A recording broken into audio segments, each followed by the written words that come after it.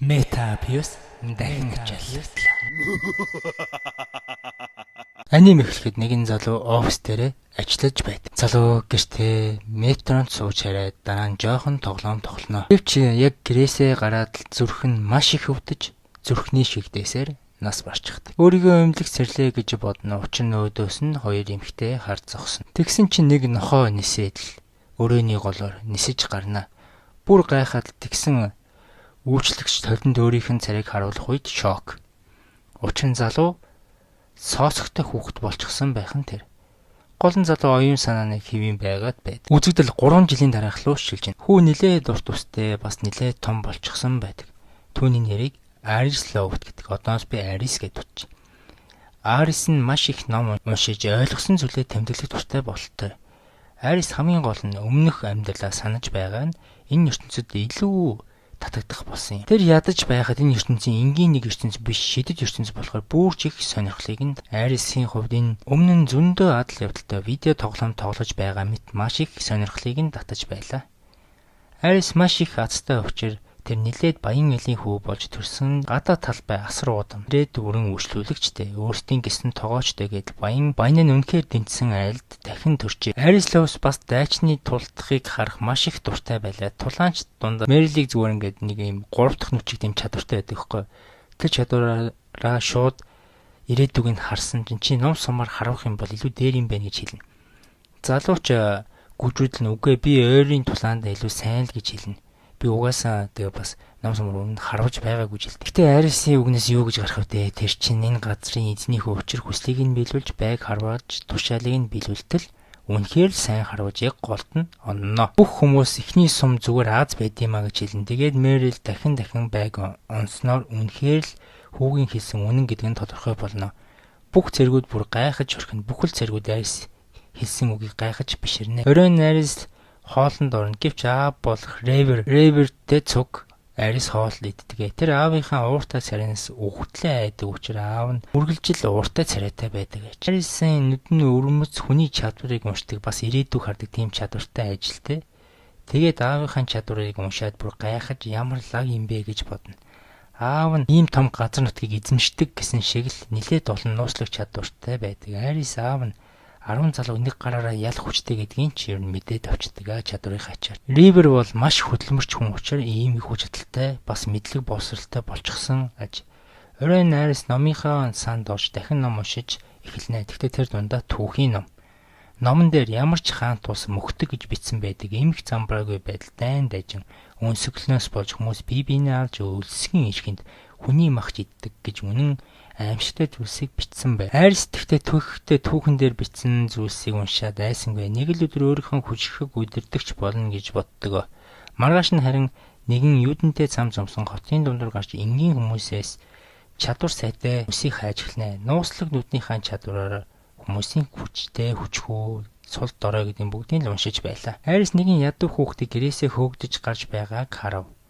Хинч түүнийг тоосонгүй, хинч түүнд тус болсонгүй. Арис тань өөрт байсан талхнаас тэр ядуу хүүхдэд өгөв.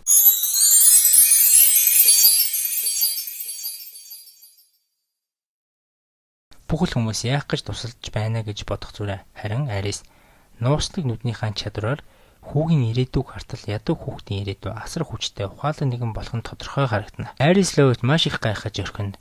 Арис гол зорилго ийм хүчрхэг нэгэн хайж байсан учраас ядуу хүүхдийн араас нь дагаж өөрийнхөө энэ газар нутгийг эзэмшдэг хүний хүүхэд чи миний зэргүүдэд тасгалжуулж намайг тасгалжуулж өгөөч гэж хэлнэ. Ядуу хүүгийг нь Мицүү гэдэг бөгөөд тэр бүр гайхал надад асуудал хэрэггүй гэж хэлээд цаашаа алхаад яваад өг. Арис чарин ийм хүчрхэг нэгнийг алдахыг хүсээгүй учраас бууж өгөлгүй араас нь дагаастай. Тэгсэн чинь Мицүү хин гидсэн дуурч орхино. Энэ мөчийг ашиглан Арис манай гэр зөндөө гой хоол байгаа. Би чамайг дайлбарна гэж сэргэлэнтэж гэртээ авчирч чаддаг. Тэгэл гэрт нь орсон чинь Арис төрөл бүрийн гой хоол өгч харин ядуу Рицүүд хэдхэн ширхэг вандууны өргөнөө. Арис уурлаж өөртөө байгаа хоолыг Рицүүд хуваалцаж өргөнө. Цэвэрлэгч тогооноор болохгүй гэж хэлэхэд Арис энэ бол миний зочин гэж уурлана. Тогоо цэвэрлэгч нар уучлалтгүй гэж дахин хоол нэмж авчирч ирнэ.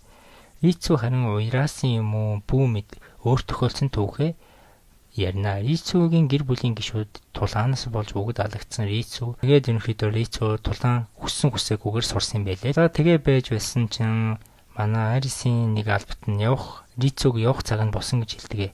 Арис үгүй энэ миний бэлтгэл хангагч болно гэж зүрхэлдэлж байгаад аавтайгаа уулзах болно. Аавтай гижлэхэн зүйл хэлдэг боловч аав нь том уу санаа байна гэж хэлнэ. Гэхдээ Арис аавынхаа нэлээд сайн ятгаж тайлбарлаж байгаад өөрийнхөө хажууд Рицүүг үлдээж чаддаг. Харин аав нь 14 настай Рицүүгийн хүчийг сорж тултахаар болно. Мэдээж мотон сэлмээр тэр гурав цэргүүд байгаа газар руу очиж тулааны талбар дээр элсэн цагийг дуустал Ривер энэ эсрэг Рицүү тулдана. Тулаан эхлэх үед Ривер хүүхэд гэж бодсонгүй асар хүчтэй Рицүү рүү товтлно. Бас тиймч Рицүү суг биш. Учир нь довтлогоонуудыг хааж чадаж байдаг. Нэгтээ довтлогоо бүр үнэхээр хүчтэй байх нь тэрэ. Арис аавынх нь энэ газрыг эзэмшдэг болохоор иймэрхүү хэмжээний хүчтэй байх нь аргагүй гэдгийг ойлгож байлаа. Цэргүүдийн хооронд тийм ч яриастай байлаа. Мэдээж тулааны дунд Ривер энэ довтлогоо улам ширүүн болж Рицүүг газар унгаж орхино. Рицүү ялагдсныхаа дараа босож ирээд гарц нь өөр болоод дахин дайрна. Дарайлт нь нэлээд хүчтэй байдаг. Азар ийсэн цаг дуусч Арис тулааны бэлтгэгчээр Рицүүг шалгаруултанд тэнцэнэ. Ривер хүүгээрээ бахархаж үнэхээр сайн даанчийг өөрхөн тулаан хангагчаар бэлтгэгчээр сонгосонд баяртай байгааг Арист хэлнэ. Арис ч бас маш баяртай байдаг. Рицүү уцаас олж өнсөж өгч хог түүж идэх хэрэггүй болж одоо Арисын тулааны бэлтгэлийг анхаарах ёстой болсон юм. Энэ үйл явдлаас 5 сарын дараа Рицүү маш их ном уншиж мэдлэгээ тэлсэн байдаг. Мөн тулдах чадвар нь 70 байсан чинь 89 болжээ. Мэдлэг болсон ч гэсэн нэлээд сайн болсон байдаг. Үйлчлэгч нар Рицүүг үнэхээр царилэг гэж хов базаастай. Рицүү Аристай зөв 7 хаан тулсын талаар түүхийг номноос уншиж хоорондоо ярилцсан. Хаан тус бусад хаан тусаа эзэлсээр байдаг. Манай Арисын аав нь нэг хаан тусын 3-1 хэсгийг эзэмшдэг юм байлээ л дээ. Манай хоёр түүхийн номоо уншиж дуусаад хот орохоор болно. Аав нь гадаана бэлтгэлээ хийж байдаг. Арис өдийнхээ бэлтгэлийг Арисаа чи хийгэрээ гэж хэлнэ. Арис шидэн жоохон муухан байдаг. Одоогоор манай хоёр морь унаж хот руу орно. Хотод 50,000 хүн амтай нэлээд том тосгон байдаг. Манай хоёр гол зорилго нь ирээдүйд өөрт нь тус болж чадах хүчрэг хүмүүсийг л хайж байдаг. Даанч нэг чадaltaй хүн байдаггүй. Энгийн хүмүүс эргэн тойронд нь байж байдаг. Манай хоёр явж байгаад хотын дунд байрлах гуйлагчид амьдардаг хэсгийг олно. Арис хараад маш их өрөвдөн. Рицүү өмнө нь ийм байдалд байсан учраас маш их зовлон мэдэрч байсан ч хоёулаа юу ч хийж чадахгүй гэдгээ Арист Рицүү хэлнэ. Тухайн мөчид нэгэн нууцлаг хүн манай хоёраар нь голлоод явж байгаад лууны өндөг зарж байгаа гэдгийг хараад Арис луутай болж луу унаж жолоотно гэж бодноо. Хүүхдийн гинэн хүслээр үндгийг авна гэж бодон цүгнээсээ мөнгө хайна. Гэвч Рицүү гинэд худаг гаргаж ирээд чи яасан бид хоёрыг хуурч чадна гэж бодсон уу гэж ууртай наргагүй худалдагч руу хэлнэ. Тэгээд энэ бол авраг гүрвлийн өндөг. Би мэднэ гэж хэлээд худалдагчийг айлгаж сүрдүүлнэ. Арай гэж Рицүүг Арис зогсоож чаддаг. Манай хоёр захаар зөндөө явсан учраас нилээд үлссэн байт. Тийм болохоор ойрхон шорлог зарж байгаа газараас шорлог болон хоолунд авна. Тэгээд яг идэж байсан чинь Арис нөгөө дагаад байсан юудэнтэй нөхөр чинь Арисыг мөргөөд зүрхийн хооронд мөнгийг нь хулгайлчихсан байх нь тэр. Рицүү Арисыг мөрөн дээр үүрч байгаад нөгөө хүний юудэнг зулгаатал цэнхэр үстэй охин байх нь тэрэ. Нөгөө охин гүйж ягаад 3 залуу дээр очисон чинь тэр залуу охиныг шууд нүрлүүнд цохиж орхино. Нөгөө залуусын нэг нь манай хоёр руу дайрдаг. Рицүү дайралтыг нь амжилттай хааж чаддаг. Мөн 3 залууг ядах юмгүй дийлж зодож орхино. Арис унтсан байгаа охиныг ирээдүйн чадварыг нь шалгатал маш сайн манлайлагч болохоор оюун ухаан эвгүй нөхөр байх нь тэр. Эр зөргөнд бүр 116 байх нь бас шидийн хүч нь бас нилээд өндөр байдаг. Рицүү охиноос хулгайлсан мөнгө өг гэж шаардах үед Арис охиныг өөрийнхөө багтаар авах гэж үзнэ. Учин түүний шидийг чадамж үнэхээр сайн байдаг учраас Арис тус охиноо шид заалгуулахыг хүснэ. Арис охинг ятгах гэж оролдохоор охин гэвч татгалзнаа. Уурандаа мөнгийг нь буцааж өгнө. Охин зарим хүмүүс яагаад ядуу байгаа гэхээр зарим нь хитрхи удаан баян тансаг амьдэрсэн гэж ууртай хэлнэ. Охин хэлж дуусаагүй байхад өнчин хүүхдүүд хаасайгүй гарч ирнэ. Охин тэрч биднийг битгий орхиоч гэж хэлнэ. Арис хүүхдүүдийг хараад охиныг хүүхдүүдийн төлөө хулгай хийсэн гэдгийг сая нэг юм ойлгож алдсан мөнгөө буцааж охинд өгдөг. Охин би мөнгийг чинь буцааж өгнө гэж хэлнэ. Охин цаашаа явахдаа ямар сонин хүмүүс вэ гэж хэлээд өнчин хүүхдүүдийг хөтлөөд аваад цаашаа яв. Оройн найрс бодолд автнаа. Зарим хүмүүсийн хоолны төлөө хулгай хийж амь насаа эрсдэлд оруулж байгаад айрсын хувьд маш их хэцүү санагдсан аж. Айрс гутарчихсан сууж байдаг. Учир нь тэнд маш олон ядуу хүүхдүүд зовж байгаа хүмүүсийг харсан. Лицүү гаднаас орж иж айрсыг тайвшруулах гэж үзнэ.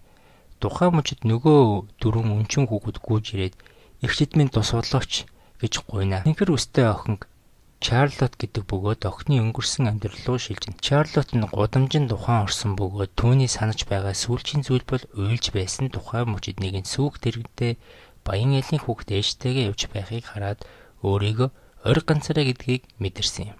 Тэр бол үнчин юм. Чарлот үлссэндөө хүмүүсээс далахгүйсэн ч хинч түүнд юу ч өгсөнгүй. Чарлот хэцүү байдалд орох үедээ үйлжил чаддаг. Үзэгдэл одоо цагт шилжнэ. Охин нөгөө дээрэмчин чинь дэвсэж өшөглөж гарнаа охиныг. Чарлот уйлж хинч өөрт нь тус болохгүй гэдгийг хүлээмжшүүрнэ. Охины мөнгийг нөгөө хідэн дээрэмч чинь аавна. Охин байдаг ч талаараа өнчин дүүнэрээ бодож тус болох гэж зүхтах гэж оролцсон боловч дээрэмчид түүнийг явуулсангүй. Хүсэж яваад зогчдөг газар. Чарлот зөхөрч хинч түүнд тус болохгүй гэж бодож байтал Арис, Рицүү хоёр хаалгыг дэлб нээж ороод ирнэ. Рицүү дээрэмчийг амархан ялсан ч гэсэн охиныг босс нь ерөнхийдөө бол нэг юм боолчлолын системд ямар нэгэн аргаар тогтоож бариад байдаг. Арис мэдээж тус болох гэж босстой нь ярилцсанаа. Босс тэгсэн чинь Чарлотыг хиндэж хэрэггүй хүн гэж хэлнэ. Чарлотын өнгөрсөн амьдралдаа хиндэж хэрэггүй байсан түүнийг хинч тоодоггүй. Учир нь тэр өөрийгөө хинбэ гэдгээ ч мэдэхгүй. Гунигтай амьдралтай нэгэн. Чарлот ямар ч мөрөөдөл байхгүй. Тэр бол хоосон хайрцаг л гэсэн. Чарлот хүүхэд байхаасаа хойш амьд үлдэхийн тулд талга хулгайлж амьд үлдэх гэж хичээсээр зүхтаж гүйсээр л ирсэн нэг юм. Мэдээж хэрэг энэ босстой ерөнхийдөө бол ямар нэгэн байдлаар холбогдсон аж. Босс та нар ямар ядаргаатай юм бэ гэж хэлээд туслахуудаа нэмж дуудана. Чарлот та хоёр яв надаас олж бит хоёрыг гэмтгийг хүсэхгүй байна гэж орилно. Арис тэгсэн чинь битгий санаа зовдоо. Рици бүгдийг зохицуулна гэж өөртөө маш ихтэй аргагүй хэлнэ. Рицүү хамгийн ихэнд ирсэн зэргийн хүзүүнээс нь базж байгаад ухаан алдуулаад ургаачна. Рицүү гинтл шийдэмгий харстай байдаг бөгөөд дахин нэг хагарсан шилээр барьсан нөхрийг хутгаар бүлээд унагчдаг. Үлдсэн цэргүүдийг амархан зодож байх оронд дахиад хоёр цэрэг галын шидээр Рицүүг дайрах гítэл шидийг нь сэлмээрээ зүсээд Рицүү дайралтыг нь амархан зогсоохоос гадна нэг цэргийг нь ачиж байгаа шидэж өрхөн яг л Монгол бүх юм ихтэй. Том дуутай босс бүр шээцэн юм уу? Бүр Чи бол мангас байна. Чи бол хүн биш гэж хэлнэ. Босс ч өөрийнхөө хамгийн сайн тулгаачийг дуудана. Тэгсэн нэг авраг том залуу байх нь тэрэ. Чарлот том залуу хараад айдас хөөц тав. Одоо яваа гэж ер нь л айгаал хэдэн. Арис харин битгий санаа зовоо гэж хэлнэ. Чарлотыг тайвшруулаастай. Том биетэй залуу Рицийг хараад өөрөөс нь жоохон жижигэн биетэй байсан учраас өөрөөс нь хүч муутай гэж бодоод айрах боловч бүх юм эсрэгээрээ. Рицүү өөр төвшний тулгаанч учраас том залууг дэлб зохиж зодож гарнаа. Чарлот сая болсон үйл явдлыг гайхаж сүн. Боссоос Арис би Чарлотыг худалдаж авмаар гэж шийдэмгий хэл. Босс ч айдас хөөцөд авчихсан байдаг.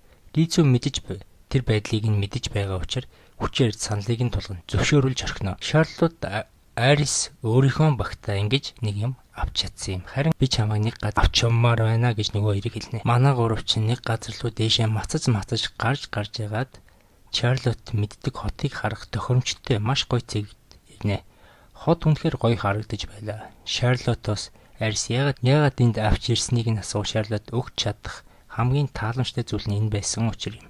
Шарлот ч мөнгөгүй шүү дээ. Шарлот харин Арис чи сайн хүн учраас чи хүүхдүүдэд тусалдаг гэж хэлнэ. Арис чи ч гэсэн хүүхд шүү дээ гэж ерөнхийдөө бол Шарлот Арисыг хэлдэг. Гэвч Арис чинь өнгөрсөн үеэ санаж байгаа оюун санаа нилээд хөгшин шүү дээ. Арис чухал зүйл хэлнэ. Хүүхдүүдийн инээмсэглэл бол итгэл найдвар. Сайн сайхныг авчирч ирээдүйн түлхүүр гэж хэлнэ. Өмнөх амьдралдаа ч Арис хүүхдүүдийг метронд инээмсэглэж байхыг хараад дуртай байсан ажээ. Одоо ч ижилхэн. Арис Шарлотыг хандаж хийснийхаа дараа уран илтгэл тавьж би хүүхдүүдийн инээмсэглэлээр дөрөв хот байгуулмаар байгаа гэдгийг хэлнэ. Шарлотыг уйрааж явна. Шарлот угаасаа хүүхдүүдийн төлөө хулгай хүртэл хийж байсан учраас Арисын үзэл бодол үнэхээр таалагдж хамтрагч болохоор шийднэ. Айрисын өмнө охин маш их шидтэй гэдгийг нь өмнө хэлсэн шүү дээ. Гэвч охин нэг ч удаа шид ашиглаж байгаагүй ч. Эцүү охинд шидийг нь нээж өгдөг юм зүйлд өгөөд дараа нь шид ашиглаж хэлнэ. Шарлот би өмнө огт шидэд ашиглаж байгаагүй, би ямар ч тарин нээжид мэдэхгүй гэж хэлнэ. Айрис бол онцгой тэр бусдын чадварыг харддаг, мөн ирээдүг таамаглаж чадварыг мэддэм гэж охинд хэлнэ. Охин шидийн тарин уншихад айрисын нүдний чадвар дахин үнэн байдаг бөгөөд охины шид үнэхээр л хүчтэй бас аюултай байх нь. Охины шид агаарт дэлбэрэхэд бүхэл хүмүүс гайхаж, айж, маш олон сэтгэл хөдлөл гарч байлаа. Яг л цөмийн зэсэгтэй адилхан том дэлбэрэлт үүсгэж юм да.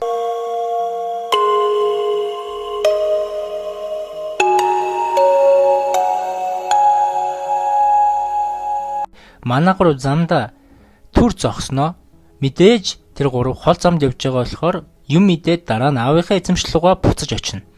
Ривер өмнөх шигээ дахиад л шалгуур тавина. Шарлот галын шидээ үлдсэнээр шууд л хүлээн зөвшөөрөгдөж Айрисын шидийн багш болохоор шийднэ. Цаг хугацаа маш хурдан өнгөрч 3 жил өнгөрчихсөн байх нь тэр.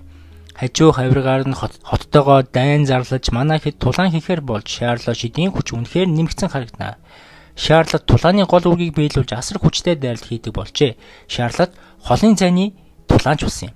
Айрисын аав ээж хоёр нь Айрист эрэгтэй эмэгтэй хоёр дүүтэй болсон байдаг. Ах болчихсон байдаг гэсэн үг.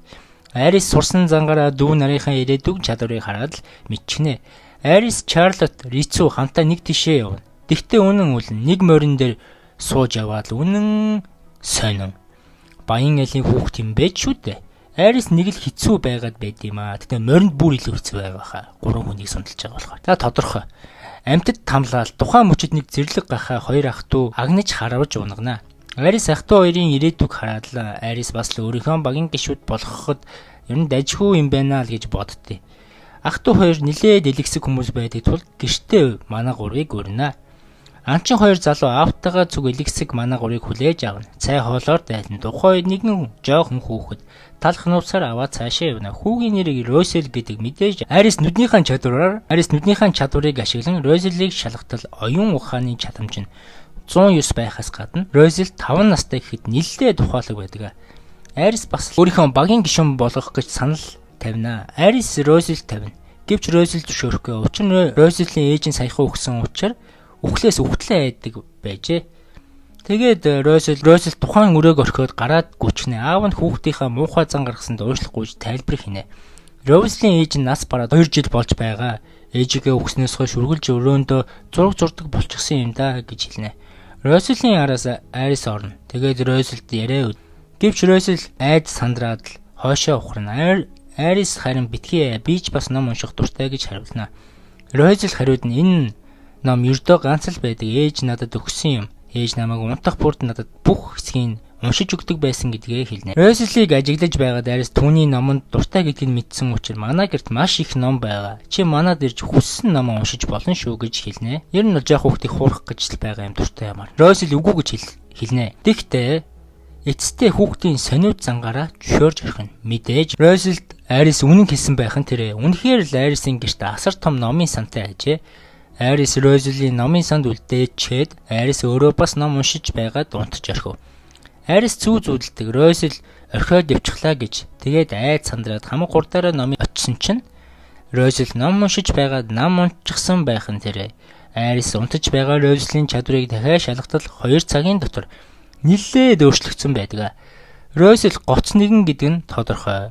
Росел өмнө нь огт ан хийж чадахгүй байсан бол одоо жоохон ном уншаад тис ондоо болж тэр ан хийх хүсэлтэй болж. Хоёр ах нь ч гисэн ирсэн байдаг. Росел аав нь ирэх үед маш олон бодонгохой барьчихсан байдаг.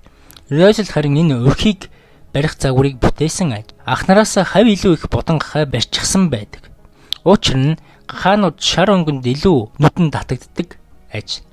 Тийм болохоор хаалгыг шараар буцсан аж мөн гахаануудын идэх дуртай цэцгнүүдийг модон дээр өлгснөөр ийм л их бодонгохойг барьж чадсан ажээ. Росел бол гоц ухаантан бололтой. Роселийг бүр 2 өх барьсан байдаг. Хүүхэд бодонгууд нь буцаад байгальтай гарч үржинэ. Ингээд байгалийн тэнцвэрт байдлыг хадгалах аргаач бодсон байдаг. Росел бол гоц ухаантан гэгийг улам л баталж байлаа. Гэвч аав нь Роселийн өрхийг хараад нэг л сонин дурамчхан л байдаг. Энд нэг нууц байгаа нь тодорхой. Гэртээ очиод ээжээс ганц үлдсэн намаа уншиж аав нь ээжээс өгснээс хойш зан чанар нь өөрчлөгдсөн гэдгийг бодож суунаа. Нилээд өөрчлөгдсөн. Аав нь Розелиг аав ах нар нь байшин дээрээ ярилцсанаа. Хоёр ах нь Розелиг та яагаад Розелд өдөр муухан хандсан бэ? Розелийн өрх үнэхээр сайн байсан шүү дээ гэж ярилцсанаа. Тэр хоёр Розелийн тухай ээжийнх нь үхлийн тухай ярьсан. Розелийн үнэнхээр л ээжийнхэн дуурайсан болохоор их л ээжийг нь бодогдуулдаг гэдгийг хэлнэ. Учир нь аав нь ээжд нь үнэхээр их Розел сонсох ёсгүй юмаа сонсож өглөө нь манай гуравтай явхаар шийдсэн байдаг. Розел цүнхээ уурч гарч ирээд аавынхаа үзэн яддаггүй гэдгээ хэлнэ. Би бол мундаг болоод буцаж ирнэ гэж хэлнэ. Аав хүү хоёр талаас нулимсны далай болж уйлнаа. Ах нар нь ч гэсэн уйлна.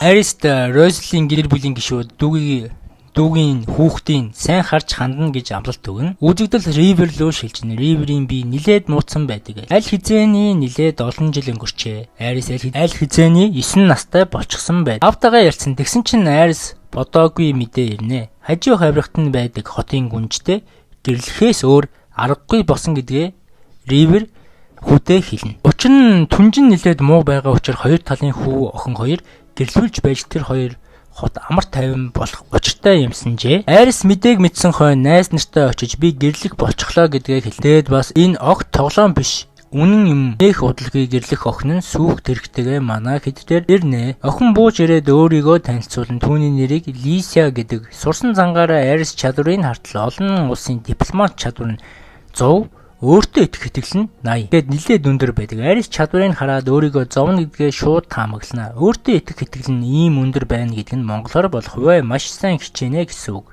Учир тийм. Арис нэлээд зовно гэдэг нь Арис шууд таамаглаж орхив. Лиса зочин учир манай бүхэл цэвэрлэгч нараас ахуулаад бүхэл хамгаалалт тогооч наргээ бүгд хөдөлгөөнд орж бүгд л сандарч байлаа. Лиса Арисыг хандаж Лиса тун удахгүй бороо зогсно гэж хэлэхэд нэх удалгүй бороо зогсно. Лисагийн чадвар цагаагараа удирддаг юм болов. Шарлотт Розел хоёр хаалганы цаанаас хосуудыг ажиглаастай. Лиза Арис хоёрт хот дундуур явж орчин тойрноо хийснэ. Тэнд хоёр хүн маргалдаж байгаа хараад Лиза тун амархан маргалдаж байгаа хүмүүсийг маргааныг зогсоож Лиса бол маш сайн манлайлагч хүн гэдгээ мөн төрөлхийн авьяастай нэгэн гэдгээ харуулна. Лиса Арис хоёр гүүрэн дээр ярьцаж тун л бие бинтэйгээ дотн болж оройн Льюсад Шарлотт шидийн хүчээрээ оройн туулай хийж өгөөд хөгжилтэй байдаг. Харин шөнө болж Арис яг унтах гээд орондоо орсон чинь орон дотор нь Лиса нууцаар ороод ирчихсэн байдаг. Арис гайхаад яг үг хэлэх гэсэн чинь Лиса амийн таглаж орхино. Тэр хоёр ярилцах бөгөөд өнөөдөр босон бүх үйл явдлыг Лисагийн хувьд маш таатай байсан. Мөн Арис түн таалагдсан аж. Тэр хоёр хамт орон дээрээ цай ууж буу хална. Мөн гэлэлтийнхаа талаар ярилцсан. Дөнгөж 9 настай хүүхдүүд байж тун нухацтай ярилцсана. Ярилцаж дуусаад Лиса өрөөнөөс нь гарна. Лисагийн хувьд анх удаа хүнд өөрийнхөө мэдрэмжийг хуваалцаж байгаа нь энэ байсан аж. Маргааш нь болж Лиса хот руугаа бусан. Лиса буцах үед Арис түүнд маш их таалагдсан байдаг. Мөн охин Арисыг анхны харцаараа шууд дурлцсан байдаг. Энэ их сайхан мэдээний араас муу мэдээ бас ирнэ. Аавынх нь би маш их муу байдгаас гадна төр улсыг удирдах байгаа нэг хүний хүнсний алуурчин алчсан байдаг. Тун удахгүй тэр алуурчин дараагийн байна өөрийгөө байж магадгүй гэдгийг хүүдээ болон хүүхдүүдийнхээ найзууд хэлснээр би маш муу байхын тэр. Одооноос Арис аавынхаа үйл хэргийг үргэлжлүүлэхээс өөр арга замгүй болсон юм. Тийм учраас манай гурав ойрхон байдаг хот руу явна. Хотын гадна очих үед манаач нь байх нь тэр. Манаач Рицо Шарлотт хоёрыг таньж хоёр ч маш их алдартай шүү дээ гэж хэлээд яриад. Арисын нэр алдар огт түгээгүй байдаг. Манай гурав ямар ч байсан дотгошоо оруулна. Нэг өөр залуу замдаа таран залуугийн хүч чадлыг харталт ажгүй өндөр байдаг. Учир нь энэ хотод дугуй ширээний уулзалт зохиогддог бөгөөд тэр уулзалтанд нь Арис орохоор болсон байдаг. Арис хичнээн 9 настай ч гэсэн тус дугуй ширээний уулзалтанд аавынхаа өмнөөс орохоос өөр арга замгүй болсон юм да. Айрис дугуй ширээний уулзалтаар ороод суучихдаг. Тэгэл бусад хотын захирагч нартайгаа ярилцаад сууж байх үед Лимер ороод ирнэ. Бусад хотын захирагч нар саналаасаа босон хүндлэл үзэл. Лимерийн дундаа хамгийн хүчтэй нөлөө бүхий хүн гэдэг нь ойлгомжтой. Хүн Айрис чадварын нүднийхээ хүчээр шалгатал бүх үзүүлэлт нь нилээд өндөр байх нь тэрэ. Нэг удалгүй Айрис залхаад уйдаад хөөхт болохоор яг унтах гад байж итэн Лимер өөрөө Айрис тэр хурч ирээд өмнө нь би 11 настай байхдаа аавынхаа үйл хэргийг залгамжлаад авч эхэлсэн гэдгээ хэлнэ. Төд удалгүй Хамон гэдэг нөхөр хотын зөвлөх Айристаа уулзнаа. Тэр нэлээд яоцгүй Айрист хараад байдаг учир нь Хамаас нь гэрлэх гэж байгаа эмэгтэй болох Лисагийн аав нь байх нь тэр. Лисагийн аав нь Айрист ханд миний охин их л ганцаардаг чамтай уулзнаас уулзсан өдөр маш их ад жаргалтай байсан. Бас өөрчлөгдсөн. Та хоёр ямар нэг юм хийсэн үү? Охинд минь чи их таалагдсан байсан. Тийм учраас охинтой минь гэрлэлтэнд амжилттай болно гэж хэлээд цаашаа яваад өгнө. Үзэгдэл Риверийн Айрис руу шилжнэ.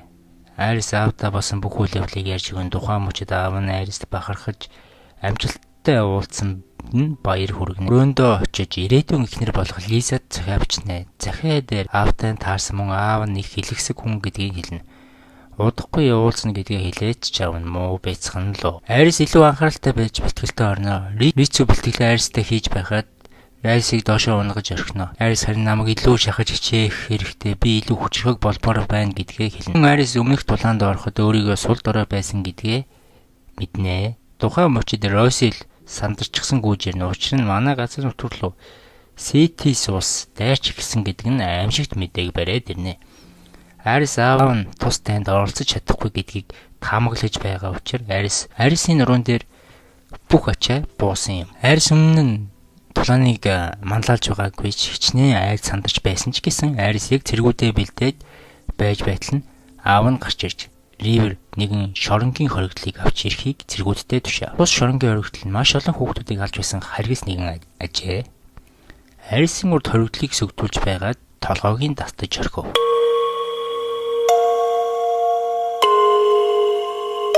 Огч нь Айрис анх удаа ийм байдалд орсон учраас дотор нь муухаран бөөлжиж орхив. Тухайн мөчид Айрис 11 нас хүрчихсэн байдаг. Ривер харин зүгээрдээ бүгд л анх удаа хүн өгөхийг ойроос хараад ингэдэг юм гэж хэлээд цэргүүдээ аваад Ривер цаашаа яв. Айрисыг дайнд авч явсангүй. Айрис харин өөрийгөө яагаад байгаа гэдгээ мэдэхгүй салгалан суун. Мэдээж манай хэд тулаанд орно. Ривер хүнд өвчтэй байсан ч гэсэн тулаанд гармгаа байлдаж байлаа. Росил цэргүүдэд тушаал өгч байхад Чарлоч эдийн хүчээрээ дайралт хийж байх нь тэр. Рицүү Ривертэй хамт морьтой цуг байлдаж байв. Ривер тулаан дундуур өвчин сэтэрч байсан ч тулааныг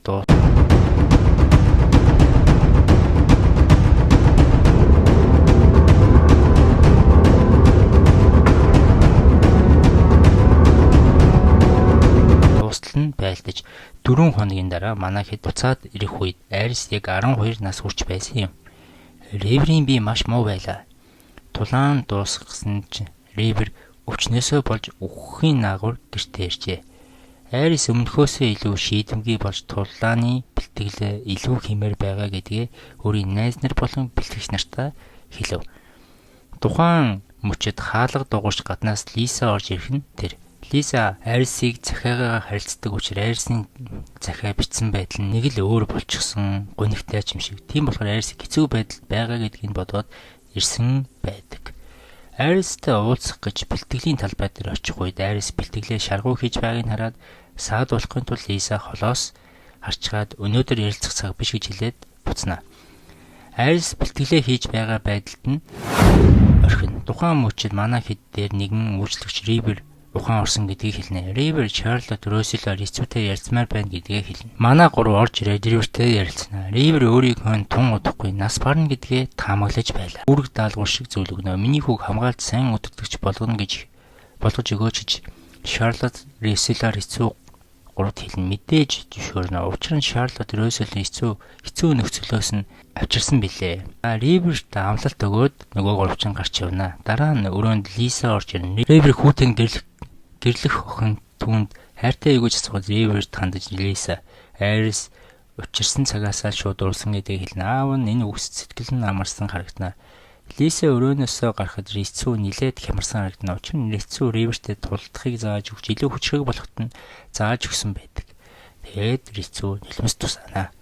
Арис гаднаас орж ирэн хамгийн сүүлд нь Ривертэй харилцана. Ривер хүүдээ өөрхөн залуу байсан түүхээ ярьж өгнө. Яагаад Баатар болох замыг сонгосон анх тосгон дээрхэд юу ч хөө байсан нэгэн хүлэг Баатарыг хараад яг түүнтэй ижилхэн болно гэж бодон дайчин болсон гэдгийг хэлнэ. Өөрхөн залуу байсан түүхээ хүүдээ ярьж өгдөг нь мэдээж. Ривер яагаад ингэж байгаа вэ гэхээр Ривер тунгахгүй нас барна гэдгээ таамаглаж байдаг. Учир нь Пин маш муу байлаа. Тунгахгүй ч болох үзэгдэл. Ривер нас барсан цаг руу шилжнэ. Ривер үхсэн хойно нь шатааж чандарлана.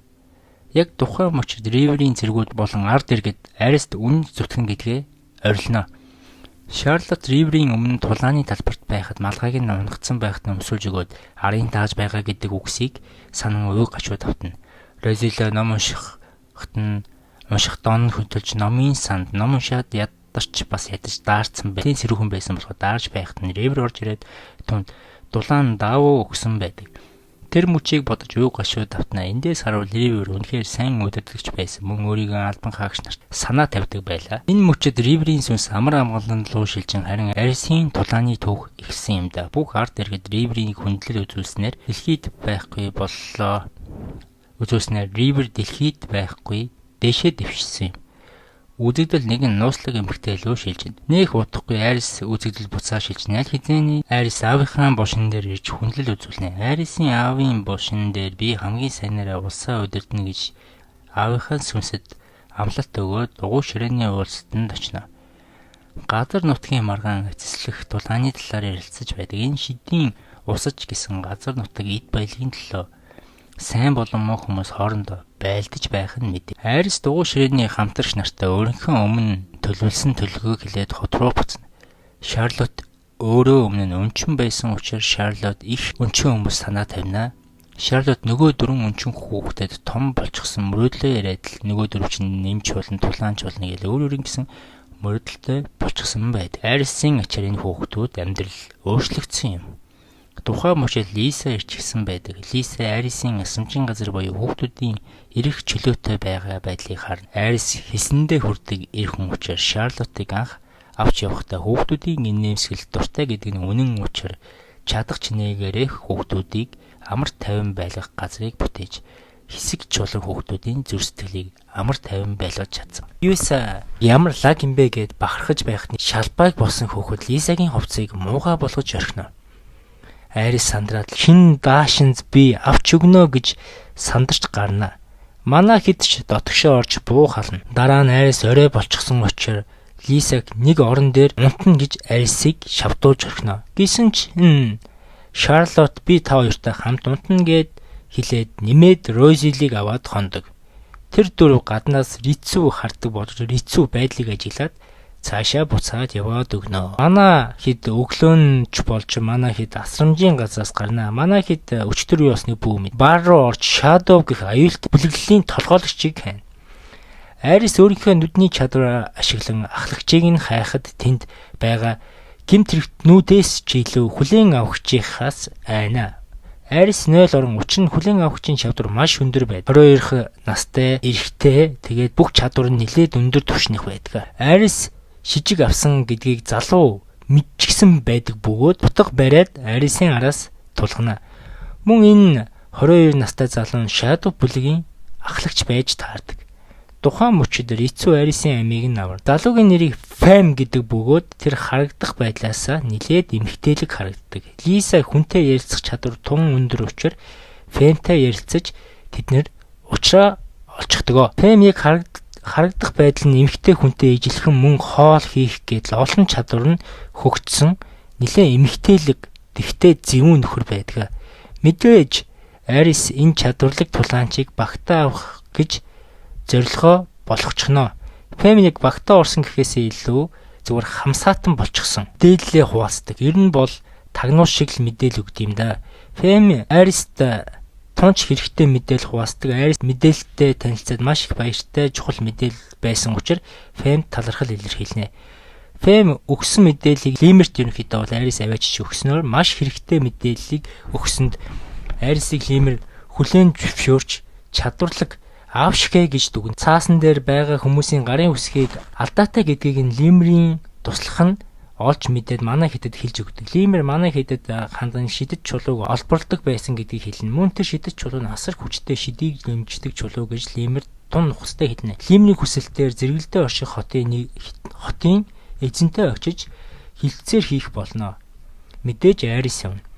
Арис тавьсан шаардлагуудыг нь авч хилцэхгүй байсан учраас тус хотын эзэн Арисыг дайр гэж цэргүүдтэй тушаахад Рицүү хойно зогсож байсан учраас гарч ирээд бид энд тулдах гэж ирээгүй гэж нилээд ууртай хэлдэг. Мөн сая хилцээр хийх гэж ирсэн хянагчийг бас аваад ирчихсэн байдаг бөгөөд сая босон бүх яриаг сонсон дээр нь хянагч гарч ирснээр хотын дараа ойлголцлоо хүлцэл өчөж Арисын ялтанд хүрнэ. Заримдаа байлдах биш ухаалаг аргаар ялах нь зөв угаасаа. Энэ аргыг Арис найз нартайгаа хамтаа зохиож ярилцсан байдаг. Үзэгдэл дахиад Арисын аавын бошин дээр зогсож байгаа хэсэг рүү шилжнэ.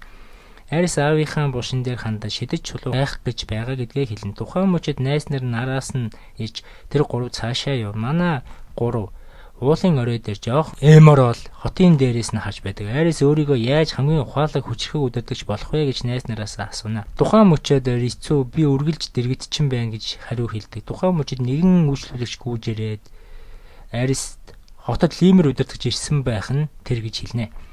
Лимерийн Арисын аав бол Риврийн бушин дээр хүндлэл үзүүлэх гэж иржээ. Хүндлэл үзүүлнэ. Лимер хүндлэл үзүүлэхийн зэрэгцээ Керан гих асар том хотын баг хаан шахууд манай ойр хавьд байгаа бүхэл хотын удирдагч нарыг урьсан гэдгийг хэлнэ. Мөн Арисыг ч урьсан. Кераны урилгыг авсан Арис бол манай хэд урилгын дагуу хот руу замдаа тэр дорнд хөдлөнө. Шарлот харин хуцаа сонгох гээл хоцорчихтны. Арис хотын ойролцоо ирэх үед үнэхээр л том хотыг бишрэн манай хот хажууд нь жижигхэн тосгон юм шиг байна гэж Арис дотроо бодно. Оройч болж үдэшлэг манай хэд уригдэж дотор нь ороход бусад хотын далнаар Лимер гэл бүх дарга нар байж байх нь тэрэ. Арис битүүхэн сандралтай. Керан үдэшлэгт орж ирэхэд сүртэй бүрээн дүү хагнаж Керан үдэшлэгт орж ирнэ. Бүхэл хүмүүс Кераны үгийг сонсох гэж анхааралтай чагнана.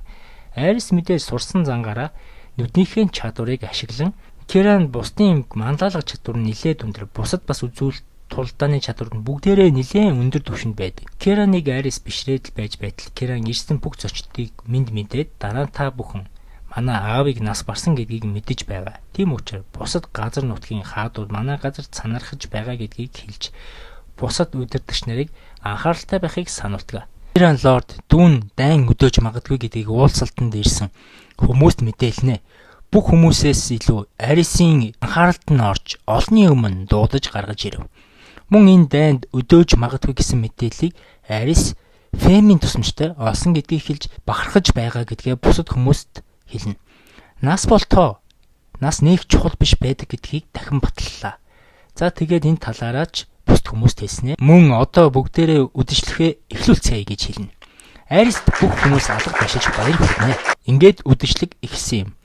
Арис үдэшлэгт маш олон хүмүүстэй ярилцаж байхад туслахууд нь хооллож байх нь тэр. Арис олон хүнтэй танилцаж толгой нь их л өвдсөн болтой. Үдэшлэгнээс гарч толгоогоо амраад цэвэр агаар амьсгалах гэж тагт руу алхав. Тэгээд ганцаараа зогсож байх зур Керан лорд гарч ирээд Аристай яриа өдөв. Арис Арисыг ерөнхийдөө бол магтаж гарна. Үнэхээр сайн туслахуудтай байгаа гэдгийг хэлнэ. Мөн угаасаа дайн болох нь тодорхой гэдгийг ч хэлнэ. Мөн дайнд ялалт байгуулах юм бол Арисын цолыг дээшлүүлэх болно гэдгийг ч хэлж дараа нь Арисыг ажиглаж байгаа маш их таалагдж байгаа гэдгийг ч хэлнэ. Үдэгдэл дайн өдөөж магадгүй хаан дуусын хааны зүг шилжнэ. Хар бараан өнгө аястай байх бөгөөд туслах нартайгаа ярилцаж байдаг. Дайрн гэдэг шийдвэрээ гаргаагүй хорон төлөвлөгөө зохиож байгаа гэдэг нь тодорхой харагдаж байх нь тэр.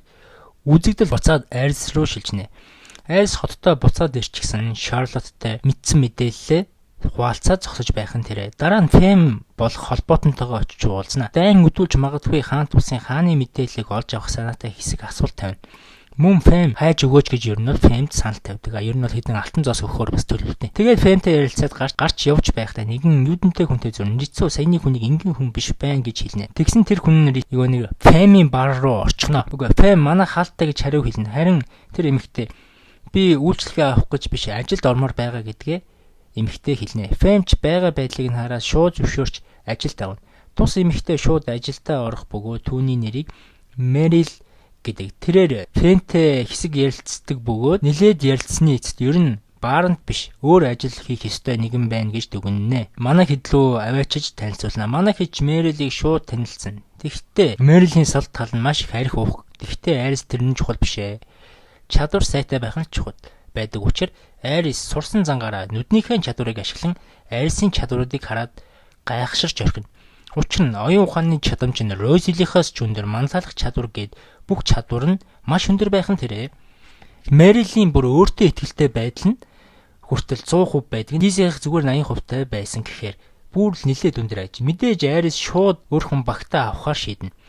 Гэвч Рицүү наадах чинь нөгөө хотыг чинь тагнуул байж магадгүй гэж ууртай хэлнэ. Чиний байгаа байдал нэг л шижигтэй байна гэж шууд маргаан үүсгэнэ. Айрс тэгтээ эцсийн шийдвэрийг гаргах учраа манад ийм өндөр чадварлаг нэгэн хэрэгтэй хичнээн эрсдэлтэй ч гэсэн гэж хэлнэ. Тэгсэн чинь маргаашнаас нь л эхлээд манай Рицүү Мэрилийг үнэхээр төвхтэй хүн байна. Миний орон дээр дураараа унтан бэлтгэлийн хажуугаар архи хүн гэж гомдолж гарна. Удалгүй Розил орж ирээд бас гомдлогнэ. Гаргаж тэр намайг өдөржин гүйлгсэн надад дарамттай байна гэж хэлнэ. Яг энэ үеэр маш хүчтэй дэлбэрэлт болж манай хэд юу болоод байна? Дайн гэлчихсэн үү гэд гадагшаа гарна. Тэгсэн чинь Чарлот шидээ ашиглаад асар том дэлбэрэлт үүсгэсэн байдаг зам дээр. Тэр нь харин Мэрилийн чадварыг нь хармаар байна гэж хэлээд асар хүчтэй дэлбэрэлт үүсгэжээ. Мэрил манаа хийдэд сануулгахгүй ийм үйл гаргасан гэдэгтээ уушлт хүснэ. Тэгсэн чинь л Мэрил та нар намайг хүлээн зөвшөөрөхгүй байгаа бол хоёр баг болж хуваагдаад туршилтыг хийх үү гэж ер нь л саналт. Мэрилийн багт айрс орно. Харин Рицүү, Шарлот, Розил 3-1 баг болж үнэхээр л Рицүү ялах юм бол Мэрилийг багтаа авахгүй гэж хэлдэг. Бүгд тулааныг хүлээн зөвшөөрнө. Туршилтын тулаан эхлэх болно. Тулаанж эхлэх болж бүгд модон сэлмээр болжээ. Харин тулааныг хотын иргэд болон бусад хүмүүс үдэн суун. Мэрилийн үгэн цэргүүд нь ерөөсөө орохгүй байлаа. Учир нь Рицүү бол үнэхээр аюултай тулаанч учраас угаасаа манайх ялахгүй гэж хэлнэ. Мэрил харин бүх хүмүүс болон айрст хандан та нар намайг үзэн ядах нь хамаагүй. Гол нь бүгдээрээ ялах хэрэгтэй. Тулааны стратегид маш их би дуртай гэж хэлээд өөрийнхөө төлөвлөгөөг айрст болон бусад хүмүүстэй хэлнэ. Үзэгдэл Рицүүгийн баг руу шилжнэ. Рицүүгийн цэргийн хүчээ хоёр хувааж өөрөө нэг баг аваад нуугнаа. Розил ер нь бол энэ тактик босруулдаг. Хэсэг цэргүүдээ үлдээж тулдаж байх хооронд нь араас нь орж ирээд ер нь бол манай Мэрил болон айрсын цэргийг устгах ерөнхийдөө төлөвлөгөө зохиоцсон байдаг. Ер нь бол бүх сухнаад гэсэн. Рицүү төлөвлөгөөгөө танилцуулчаад бид ялна гэж өөртөө нэтгэлтэй аргагүй хэлв. Дулаан эхэлнэ. Рицүү явж байтал хүчтэй дэлбэрэлт болно. Нэгэн эмэгтэй байж байдаг бөгөөд Рицүү тань Мэрилийн төлөвлөгөөг хэлье гэж хэлээд өөрийнхөө цэргүүд байгаа газар хэлнэ. Рицүү яагаад ингэж байгааг нь ойлгохгүй байсан ч гэсэн ерөнхийдөө бол тэр эмэгтэй Мэрил бол үнэхээр ядаргаатай гэдэг ерөнхийдөө бол хитгэн үгээр амархан аргалцдаг зав. Рицүү үнэн гин зав. Тийм үгүй шин өмгөж аваад цэргүүдийн байгаа газар ирээд зур саваан дээр хувц үлгчсэн байх нь тэрээ. Тэнд нь болохоор Мэрил айрс хамттай байж байдаг мөн чамаа хуурсан юм гэж ерөнхийдөө Мэрил Рицүү асар их уурлаж надад юу ч байсан хамаагүй гэж хэлээд манай хоёрын хойноос хөөнө. Манай айрсыг ерөнхийдөө Мэрил үрээд гүйж гарна. Рицүү араас нь гүйж байгаад асар олон хавхан цэргүүд нь ороод л байдаг. Рицүү уурандаа баригдчихсан учраас цэргүүдээ анзаарахгүй хөөсөр байлаа. Рицүү бүхэл цэргүүд хоронд орж зарим нь дэлбэрэлтээс болж чихээ даран сунаа. Үзэгдэл Шарлот Розил руу шилжлээ. Төгөөгөө дагаад нөгөө манай хоёр ч алхаж байтал айрисын цэргүүд гараад ирнэ. Тэгсэн чинь Шарлот Розил танаа тал зэрэг чинь байхгүй гэж хэлж яг арай дуусаагүй байтал айрисын бүх цэргүүд энд байдаг. Мэрил бүх цэрэг 2 дахь салаа руугаа явуулж өөрөө Рицүүг өгөөшөнд оруулж цэргүүдийг нь бүгдийг оруулсан байдаг. Байдал хэцүүцэн мэдсэн Шарлот Розилийг аваад ухарлаа. Гол нь хааныг барьж аваад зогсоосон нь ялах туршилтын тулаан байдаг. Улаан багийн хаан мэдээж Розил сонгосон бол Шар багийн хаан нь бол айрс. Тийм учраас одоо бүх зүйл Рицүүгээс шалтгааллаа. Рицүү тоглоомыг дуусгах гэж айрсыг барьж аваад ер нь бол ингээд модон сэлмээрээ зохион заяа. Тэгээд ер нь алчлаа л гэсэн үг юм. Гэж оролддог боловч Мэрил асар хурдан гүйж байлаа. Рицүү ингэж биеийн хүч ойролцоо хүнтэй ер нь бол таарч байсангүй. Рицүү шарн гозолж илүү хурдан гүйж байхад л Мэрил бас л асар хурдан байхад өөдөөс нь Розил урдаас нь гараад ирнэ. Мэрил Розилийг модон сэлмэрээ зохих гээл Арисыг үүрсэн. Харин Рицүү Арисыг зохих гээл хойноос нь гүйцэн. Тэгэл ерөнхийдөө баг хурдны тулаан болж гүүж байгаад эцсийн мөчид том дэсрэлтийн дараа Мэрил Розилийн толгоон дээр модон сэлмээр зогсноор Мэрилсийн болон Арисын баг ялна. Тулаанч дуусаж Мэрилгүй байсан хүмүүс бахархаж байхад Рицүү өөрийгөө дайны туршлагаас Мэрилээс сул дорой туршлахгүй гэдгээ хүлээн зөвшөөрж ухамсарлана.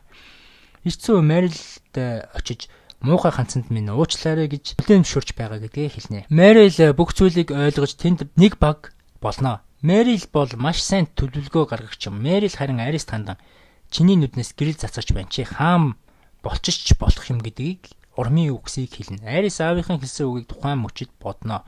Аав нь ч бас Арисыг хаан болохыг хүсэж байжээ. Туршилтын тулааны дараа манай хэд бүгдээрээ үдшилэг зохион бүгд л наргиж цэнгэж үл ойлголцоо засна. Зүг харин Арис дээр ирж би өнөөдөр туршилтын тулаанд ялагдлаа. Бодит тулаан байсан бол бүх зүйл муугар эргэж би өөрийг чинь амь насыг хамгаалж чадахгүй байлаа. Би Риврийн хэлснээр өөрийг чинь хамгаална гэж амлалтандаа хүрч чадахгүй байна гэж хэлнэ. Ер нь сэтгэлээр маш их Рицүү унтсан байд. Арис хариуд нь үгүй чи бол маш сайн байсан. Чи бол маш сайн манлайлагч гэж хэлнэ. Рицүү алдаанаасаа суралцаж илүү маргааш нь бэлтгэлээ хийнэ. Лиса хот руугаа буцаад манай хэд бэлтгэлээ хийнэ. Манай хэд дээр Киранаас захиа ирнэ. Арисын дайны түүх дөнгөн данган эхэлж манай анимын сизон 1 дууснаа. Part 1, Part 2, Part 3, Part 4, Part 5 маш их лайкер меласны хүчээр Part 6-г чадхаараа хурдан оруулсан шүү. Дараагийн 2 дахь үйлрэлийг нээлттэй хийж дуусгаад бүх анги гарсан хойнтыг шууд хийнэ. Тэр хүртэл надад бэлдсэн туун сонирхолтой аним бас комик кинонор байгаа. Та нарт бэлэн болгох гээд хүлээгдэж байгаа шүү. Subscribe хийж хонхоо дарж дараагийн төвчлөлөө тэр дор нь үзээрэй.